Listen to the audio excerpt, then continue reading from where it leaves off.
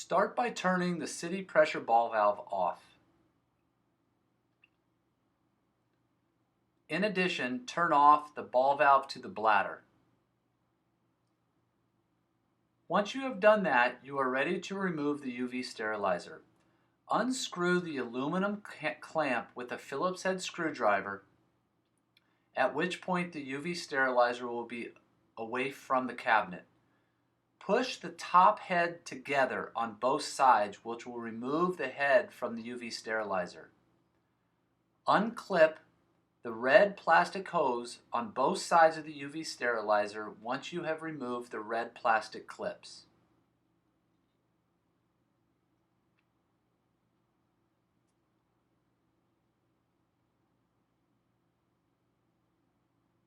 Once you have replaced the bulb, and the bulb is inside the UV sterilizer housing, you can put the clamp back on and screw the Phillips head screw back into the base of the clamp.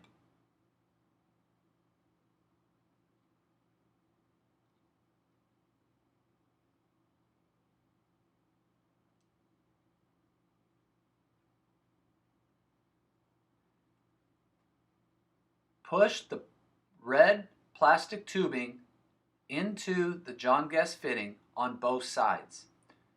UV sterilizer are non-directional. You don't have to worry about as far as direction, but we have made it easier that you have a 1/4 inch on one side and 3/8 on the other. Lift the bulb out without touching the bulb's glass and get the head aligned with the 5 pins. Push the 5 pins onto the head and then find the alignment where it will click into place. At that point, you are complete.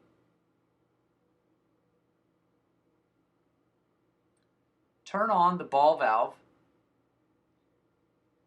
Turn on the city pressure ball valve. Thank you for watching.